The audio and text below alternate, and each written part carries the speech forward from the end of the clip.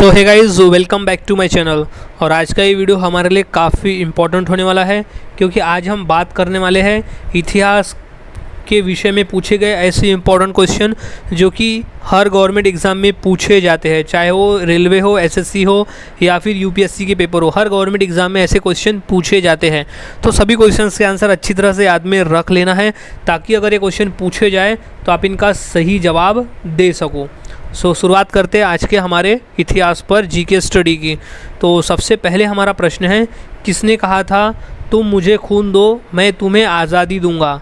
Question SSC में 2 बार पूछा जा चुका है ये प्रश्न। सो इसका सही जवाब हो जाएगा ऑप्शन नंबर ए, सुभाष चंद्र बोस ने। सुभाष चंद्र बोस ने कहा था तुम मुझे खून दो मैं तुम्हें आज़ादी दिलाऊंगा, यानी अपने सैनिकों से उसने कहा था कि तुम मुझे खून दो, यानी तुम मेरे साथ लड़ो और मैं तुम्हें आज़ादी दिलवाऊंगा। अगला सवाल है, सुभाष चंद्र बोस ने सिंगापुर में दिल्ली चलो का नारा कब दिया था? क्वेश्चन एसएससी और आरआरबी में पूछा जा चुका है, तो इसका सही जवाब हो जाएगा ऑप्शन नंबर बी, 1943 में। सन 1943 में सुभाष चंद्र बोस ने सिंगापुर में कहा था दिल्ली चलो। अगला सवाल, कांग्रेस ने भारत छोड़ो आंदोलन का प्रस्ताव किस वर्ष पारित किया था? क्वेश्चन आरआरबी में 2 बार पूछा जा चुका है, एक बार 2001 में और एक बार 2004 के पेपर में। सो इसका सही जवाब हो जाएगा ऑप्शन नंबर डी, 1942 में। सन 1942 में भारत छोड़ो आंदोलन का प्रस्ताव रखा गया था कांग्रेस के द्वारा। अगला सवाल है, देशबंधु की उपाधि किससे संबंधित है? क्वेश्चन एसएससी में और आरआरबी में पूछा जा चुका है। सो इसका सही जवाब हो जाएगा ऑप्शन नंबर बी, चितरंजन दास। देशबंधु की उपाधि संबंधित है चितरंजन दास से। अगला सवाल, वर्ष 1919 में जलियांवाला बाग हत्याकांड कहाँ पर हुआ था? क्वेश्चन एसएससी में पूछा जा चुका है। सो इसका सही जवाब हो जाएगा ऑप्शन नंबर ए, अमृतसर में। वर्ष 1919 में जलियांवाला बाग हत्याकांड हुआ था अमृतसर में, और अमृतसर स्थित है पंजाब में।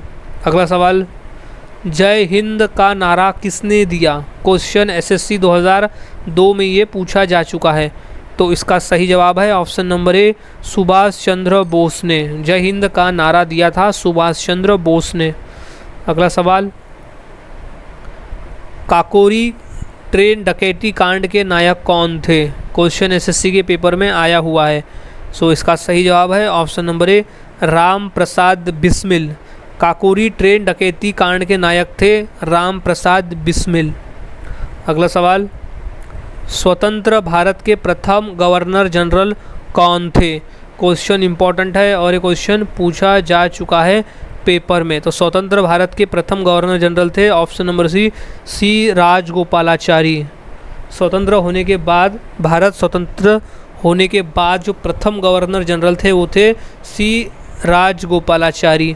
अगला सवाल, महात्मा गांधी को सर्वप्रथम राष्ट्रपिता किसने कहा था?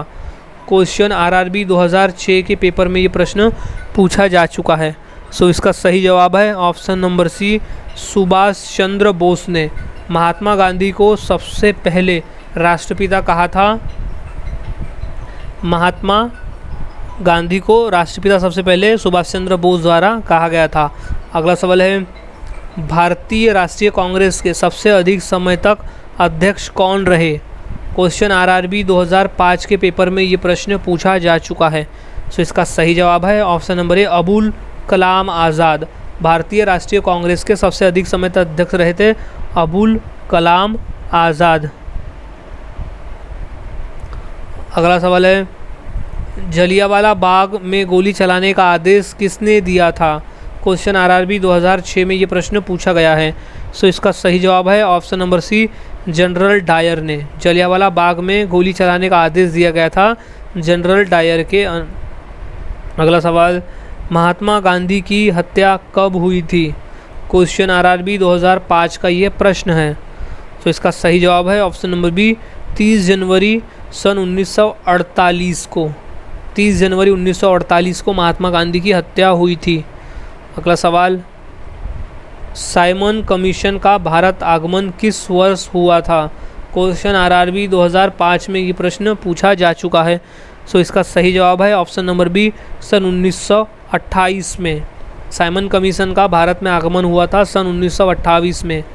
अगला सवाल, कायदे आज़म किसे कहा जाता था? क्वेश्चन आरआरबी 2005 के पेपर में आया हुआ है।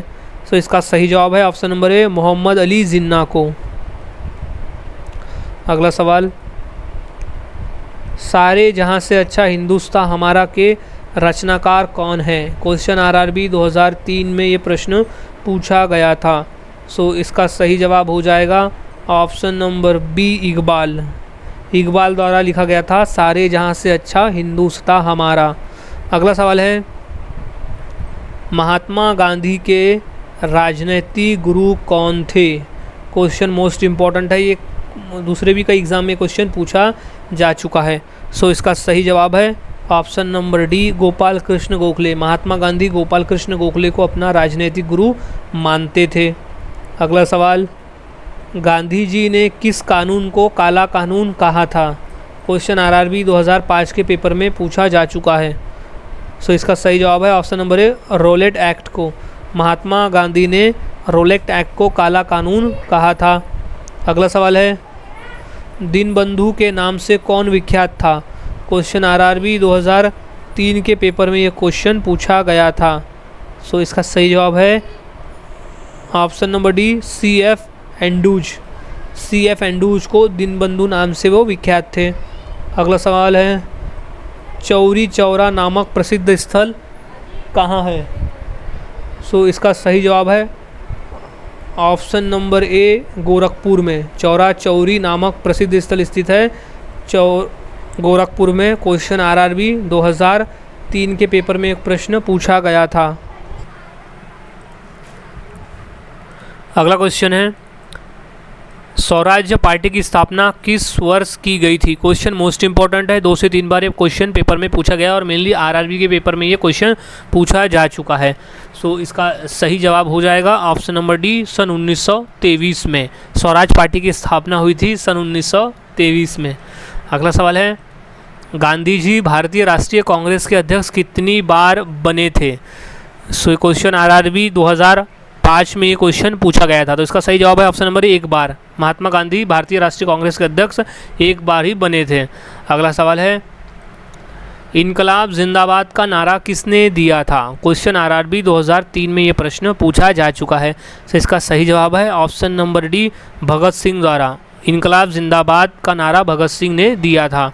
अगला सवाल है, who lives if India dies किसकी उक्ति है? क्वेश्चन आरआरबी 2003 का ये प्रश्न पूछा गया है। तो इसका सही जवाब है option number B, Rajendra Prasad द्वारा। Who lives if India dies की उक्ति के है राजेंद्र प्रसाद। अगला सवाल है, भारत की आज़ादी के समय कांग्रेस के अध्यक्ष कौन थे? क्वेश्चन आरआरबी 2004 में और एनडीए 2013 के पेपर में ये क्वेश्चन पूछा जा चुका है। तो इसका सही जवाब है option number C, GB Kripalani.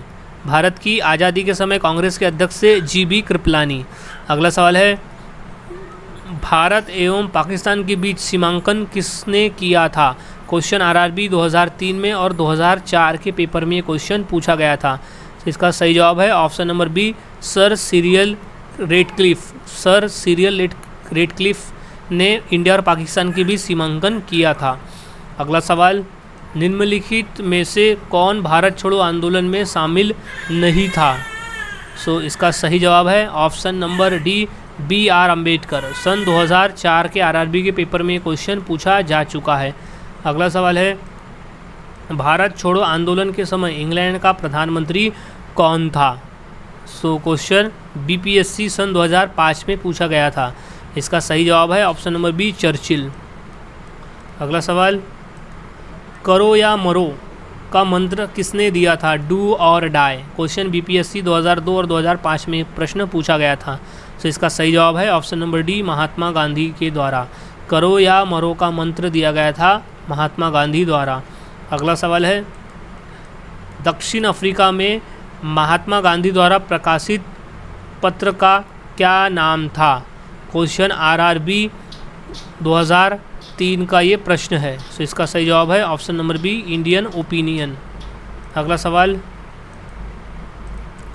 Mahatma Gandhi दक्षिण अफ्रीका में कितने वर्ष रहे थे? क्वेश्चन MPPSC 2010 का ये प्रश्न पूछा गया है। क्वेश्चन मोस्ट इम्पॉर्टेंट है, अच्छी तरह से क्वेश्चन को याद में रख लेना है। सो इस क्वेश्चन का राइट आंसर हो जाएगा ऑप्शन नंबर बी, 21 वर्ष। महात्मा गांधी दक्षिण अफ्रीका में 21 साल तक रहे थे। अगला सवाल है, महात्मा गांधी दक्षिण अफ्रीका से भारत किस वर्ष लौटे थे? क्वेश्चन MPPSC 1997 में प्रश्न पूछा गया था। इसका सही जवाब है ऑप्शन नंबर ए, 1915 में। सन 1915 में महात्मा गांधी दक्षिण अफ्रीका से भारत लौटे थे। सो गाइज़, आज हमने ऐसे क्वेश्चन देखे जो काफ़ी इंपॉर्टेंट थे पेपर के पॉइंट ऑफ व्यू। तो यहाँ सभी क्वेश्चंस के आंसर अच्छी तरह से याद में रख लेना है, ताकि ये क्वेश्चन पेपर में पूछे जाते हैं तो आप इनका सही जवाब दे सको। सो मिलता हूँ ऐसे ही और नए जीके के साथ अगले वीडियो में। तब तक के लिए चैनल के साथ बने रहे, वीडियोस को देखते रहे और जीके की प्रैक्टिस करते रहे।